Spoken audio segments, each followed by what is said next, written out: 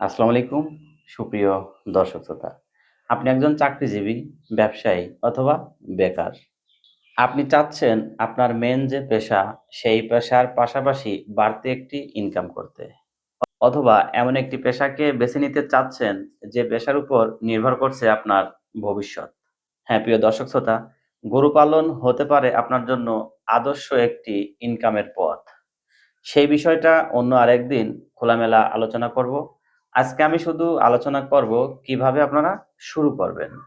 তো প্রিয় দর্শক, চলুন কথা না বাড়িয়ে মূল পর্ব দেখতে থাকি। আপনারা দেখতে পাচ্ছেন আমি ক্ষেত থেকে ঘাস তুলে নিয়ে এসে এখানে বাছাই করেছি।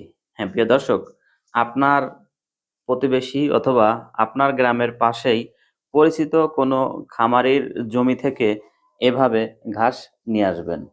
নিয়ে আসার পরে ঠিক এভাবে এই যে এই মাথাটা রেখে বাদবাকি ফেলে দিবেন। পিছনের দিকে রেখেছি অল্প একটু, সামনের দিকে রেখেছি একটু বেশি। এভাবে আপনারা কাটবেন। প্রত্যেকটা জালি এভাবে রাখবেন। এই যে দেখতে পাচ্ছেন। এভাবে পরিষ্কার পরিচ্ছন্ন করার পরে আপনারা ক্ষেতে লাগিয়ে দিবেন। ক্ষেতটি অবশ্যই হতে হবে উঁচু এবং ঘাস মুক্ত।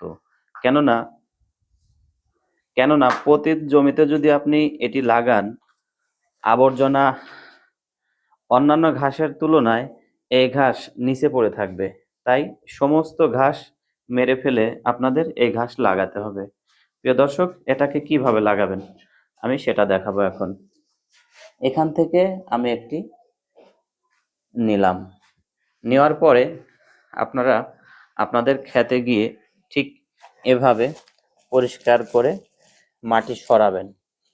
মাটিটাকে সরানোর পরে এই যে দেখতে পাচ্ছেন আপনি একটি কষি, এই যে দেখতে পাচ্ছেন আপনি একটি জালি।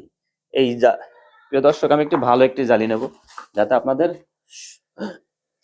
সুবিধা হয়। এই যে এই জালি সহ পুরো অংশটা এভাবে নিচে দিয়ে দেবেন। নিচে দিয়ে দেওয়ার পরে চারপাশে মাটি দিয়ে আটকিয়ে দিবেন। আর এরকম জালি যদি বড় হয়ে থাকে, এই জালিটা উপরে রেখে দেবেন। রেখে দেওয়ার পরে চাপ দিবেন। মাটিটা যদি নরম থাকে পানি দেওয়ার প্রয়োজন নেই। মাটিটা যদি নরম না থাকে অর্থাৎ শুষ্ক থাকে, তাহলে আপনি দিনে একবার পানি দিলেই চলবে। প্রিয় দর্শক, এটা গেল আপনাদের ঘাস লাগানো। আর এই ঘাসটা একটু বড় হলেই আপনারা কেটে নিয়ে এসে গরুকে খাওয়াতে পারবেন। প্রিয় দর্শক শ্রোতা, এত কিছু রেখে এই গরু পালন কেন করবেন? গরু পালন এমন একটি ব্যবসা বা গরু পালন এমন একটি ব্যবসা বা ইনকামের পথ যেখানে আপনি অন্যান্য কাজ করতে পারবেন। ব্যবসা, চাকরি কিংবা অন্য কিছু করার ফাঁকে ফাঁকেও এগুলো করতে পারবেন। তাই তো আমি তাই তো আমি সেলাইয়ের কাজ ফেলে রেখে, মোটরসাইকেল গ্যারেজের কাজ ফেলে রেখে এখন পুরো দমে গরু পালনে মনোযোগী হয়েছি। প্রিয় দর্শক, গরু কা প্রিয় দর্শক শ্রোতা, আমি কিন্তু এখনো গরু ক্রয় করিনি। গরু বাজারে খামারিদের খামারে দেখছি, দরদাম করতেছি এবং গরু ক্রয়ের পূর্বেই এই ঘাসগুলো লাগিয়ে দিব।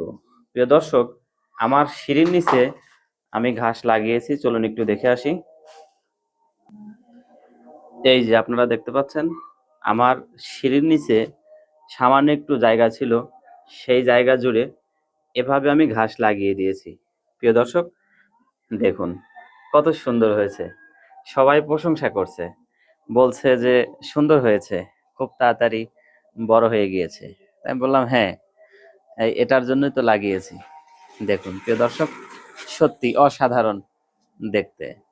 এভাবে সিঁড়ির নিচে যদি ঘাস হয়, আমার সময় অনেক সেভ হয়ে যাবে এবং আহ, এবং আমি আমার সময়টাকে প্রপার ইউজ করতে পারবো। তাই আমি বলবো, গরু ক্রয়ের পূর্বে গরু রাখার জায়গা, ঘাস এবং মন মানসিকতা সেট আপ করে ফেলুন।